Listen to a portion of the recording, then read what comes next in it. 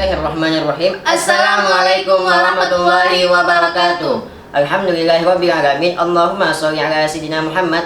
Thayyib ismi adi mahfid. Ma shaibati syawil rahmah hidayah. Nahnu al-wikalatu madrasah Darul Ulum fil Madinati Banda Asyid. Thayyib fama bahasuna yakni bitahta mawdu' Implementasi harmoni dan toleransi dalam ziarah kuburan masal korban tsunami sebagai moderasi beragama di Aceh. Pada masa Kesultanan Iskandar Muda, banyak pedagang-pedagang asing yang datang ke Aceh untuk melakukan perdagangan. Pedagang ini terdiri dari berbagai etnis, suku, bangsa, dan agama yang beraneka ragam. Pada umumnya, mereka memilih tinggal di Kampung Mulia dan Kampung Penayung yang ada di kota Banda Aceh. Pada tahun 2004, gelombang tsunami yang terjadi di Aceh meluluh lantahkan pesisir barat Provinsi Aceh yang menelan korban hingga ratusan ribu korban jiwa. Karena banyaknya korban jiwa, maka pemerintah dan masyarakat melakukan penguburan massal di beberapa lokasi yang ada di Aceh. Salah satu kuburan massal yang ada di Aceh merupakan kuburan massal Siron Aceh Besar.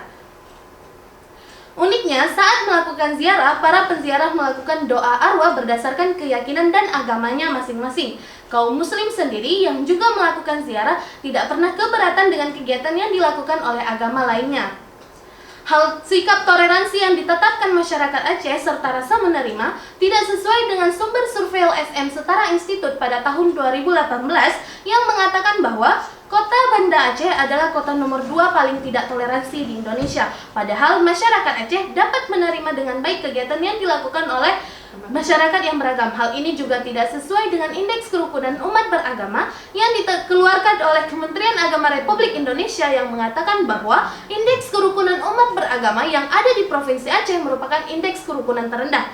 Demi menepis anggapan masyarakat Indonesia yang mengatakan bahwa Aceh intoleran, maka peneliti tertarik untuk melakukan penelitian tentang moderasi beragama yang diterapkan di Provinsi Aceh. Rumusan masalah penelitian: 1. Bagaimanakah harmoni beragama di wilayah yang menetapkan syariat Islam? 2. Bagaimanakah toleransi beragama di wilayah yang menetapkan syariat Islam? 3. Bagaimanakah implementasi harmoni dan toleransi saat ziarah kuburan massal korban tsunami yang dilakukan oleh berbagai etnis, suku, bangsa, dan agama sebagai moderasi beragama di Aceh? Al-mudarisatun nawqiyatu al-awwal mutanawwid diniyah. متنوع الدنيا هو لا نكس ولا يبالغ فيه. فأما النسبة على بروفيسور دكتور كويشهاب في السنة 2020 أن متنوع الدنيا في مشروع إسلامية هو الوسطية، وسط في كل شيء فيه عادلا وحسنا وخيرا. والثانية الوفاق في علم الفلسفة. الوفاق هو التعاون بين عوامل حتى عوامله الذي يزيد حسن الاتحاد والكمال. هذه مشروع يبين في سورة المائدة في آيات 2. بسم الله الرحمن الرحيم. وتعاونوا على البر والتقوى ولا تعاونوا على الإثم والعدوان واتقوا الله إن الله شديد العقاب. والثالثة التسامح. على نسبة هذا في سنة 2018 أن التسامح هو موقف النفس الذي يعترف بمتنوع الدينية ويحترم عليها. والرابعة زيارة مقابر. في أشياء عند وقوع زلزلة الأرض وموج تسونامي وجد ميت كثير ودفن بالجميعية لكي نستطيع مسلم وغير مسلم لزيارة مقابره. وخامسة ضحية تسونامي أشير.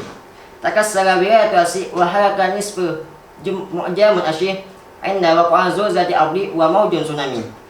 Metode penelitian. Pada penelitian ini, peneliti menggunakan metode kualitatif yang bersifat deskriptif.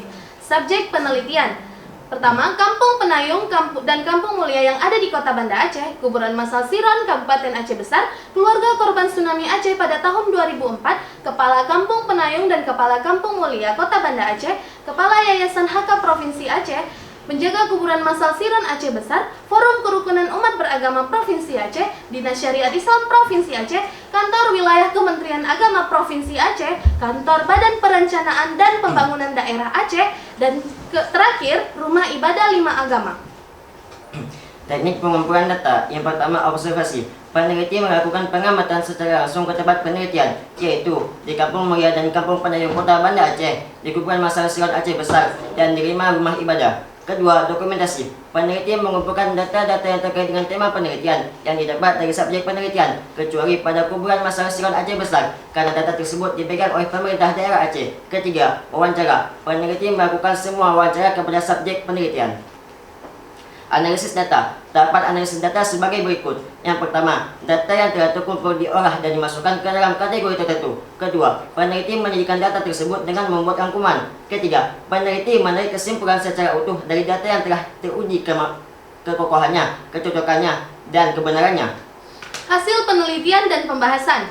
Pertama, harmoni beragama di wilayah yang menerapkan syariat Islam. Kota Banda Aceh adalah ibu kota Provinsi Aceh, di mana Kota Banda Aceh memiliki satu kampung yang di dalamnya terdapat etnis mayoritas beragama non-muslim.